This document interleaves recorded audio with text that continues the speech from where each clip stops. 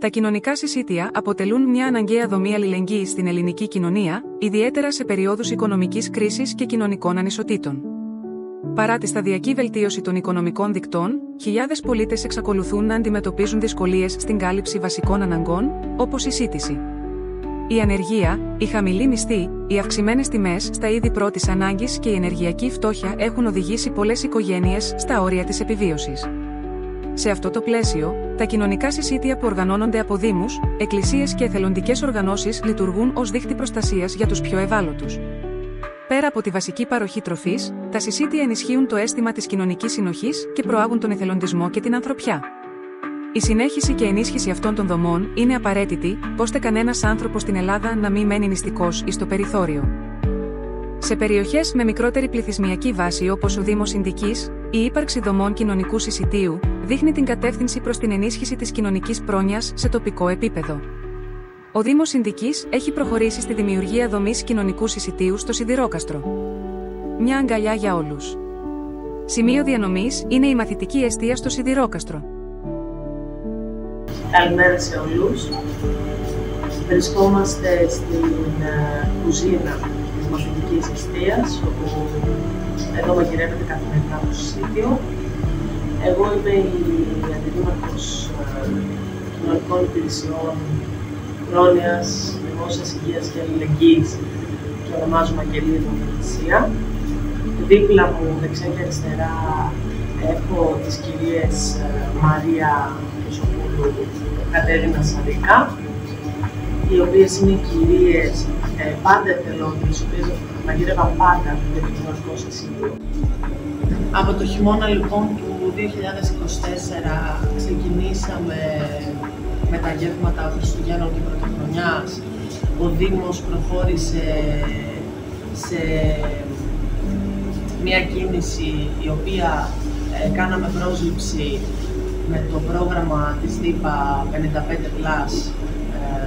τις κυρίες, οι οποίες θα μαγείρευαν στο κάνει το κοινωνικό συσίτιο, γιατί ήταν στο πρόγραμμά μας να ξαναξεκινήσει το κοινωνικό συσίτιο. Πρέπει να πω, και καλό θα ήταν να πούμε, να αναφέρουμε ότι το κοινωνικό συσίτιο και στο παρελθόν, στα προηγούμενα χρόνια, γινόταν εδώ στον ίδιο χώρο με έναν άλλο φιλανθρωπικό σύλλογο εδώ της πόλης μας, οι οποίες κάναν επίσης εξαιρετικό έργο. Και τώρα, τον τελευταίο καιρό, είμαστε εμείς εδώ, οι κυρίες, οι οποίες μαγειρεύουν για 55 άτομα. Πραγματικά μια πάρα πολύ ωραία προσπάθεια του Δήμου Ινδικής. Ευχαριστούμε πολύ καταρχάς τον Δήμαρχο, την Αντιδήμαρχό μας, την Αθανασία του Κιλίδου. Νομίζω αυτή η προσπάθεια βοήθησε πάρα πολύ εδώ στο Σιδηρόκαστρο, γιατί υπάρχει πραγματικά πρόβλημα σε μερικούς ανθρώπους οι οποίοι δεν έχουν τη δύναμη να τραφούν. Βγάζουμε 55 μερίδες καθημερινά, οι οποίες αυτές οι 55 μερίδες στην ουσία τα τρόφιμα δεν έρχονται από εμάς. Είναι θελοντικό όλο αυτό το έργο. Υπάρχουν επαγγελματίες, υπάρχουν άνθρωποι απλοί από το ειστέρημά τους που φέρνουν τρόφιμα εδώ πέρα και προσπαθούν όλοι να στηρίξουν αυτό το κοινωνικό συσίτιο. Μια πάρα πολύ όμορφη προσπάθεια, όπως και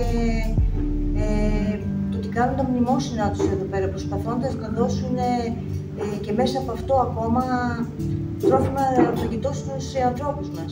Καλημέρα σας και από μένα. Είμαι η Κατερίνα και δουλεύουμε εδώ με τη Μαρία αρκετά χρόνια μαζί. Δουλεύουμε για αυτά τα άτομα, τα 55 που μαγειρεύουμε κάθε μέρα, από Δευτέρα μέχρι την Παρασκευή, το Σαββατοκύριακο. Και έξτρα όταν θέλει κάποιος που χρειάζεται τρόφιμα, βοηθάμε. Έχουμε από τον κόσμο μεγάλη βοήθεια, μας χορηγούν και τρόφιμα. Ένα πολύ μεγάλο ευχαριστώ που βγαίνουμε στη Λαϊκή και μας δίνουν όλοι αυτοί οι άνθρωποι από το πρωί που πάνε εκεί και μας δίνουν πάρα πολλά τρόφιμα, μας βοηθάνε πάρα πολύ. Τους ευχαριστούμε πάρα πολύ και αυτούς όλους όσους μας βοηθάνε για το συσίτιο. Μέχρι στιγμής πάμε πάρα πολύ καλά, δόξα τω Θεώ.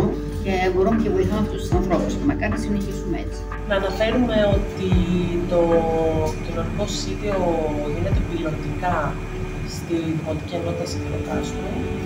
Φυσικά και θέλουμε να πάει και στις άλλες δημοτικές ενότητες, Πετριτσίων και Κερκίνης. Περιμένουμε και το 2027 που θα μπορούμε επίσημα ο Δήμος να μπει σε πρόγραμμα κοινωνικού συσιτίου, καθώς τώρα βρισκόμαστε σε ένα καθεστώς το οποίο βασίζεται αποκλειστικά στον εθελοντισμό. Καθημερινά αντιμετωπίζουμε διάφορα προβλήματα και μπορώ να πω ότι ο Δήμος θα μπορούσε να δώσει πρόχειρες λύσεις στο πόδι που λέμε. Παρ' όλα αυτά δεν το κάνουμε αυτό και στοχεύουμε στην ένταξη του κοινωνικού συσιτίου στο πρόγραμμα που θα ανοίξει το 2027. Αυτή είναι η πραγματική λύση για την εύρυθμη λειτουργία του κοινωνικού συσιτίου του Δήμου Σιδικής. Για να μπει κάποιος συνάνθρωπός μας στο κοινωνικό συσίτιο, απευθύνεται στην κοινωνική υπηρεσία του Δήμου Σιδικής, όπου εκεί υπάρχει μια τριμελής επιτροπή, επιστημονική τριμελής επιτροπή, η οποία αποτελείται από την κοινωνική λειτουργό, από την ψυχολόγο και από την προϊσταμένη μας, όπου εκεί ελέγχονται όλα τα αιτήματα. Παρόλο βέβαια από το ότι υπάρχουν κάποιες διαδικασίες για να μπορεί κάποιος να έρθει να φάει, να πάρει φαγητό από το κοινωνικό συσίτιο, εμείς με την Κατερίνα, όποιος και να έρθει στην πόρτα μας, δεν θα αφήσουμε κανέναν άνθρωπο νηστικό να φύγει από εδώ.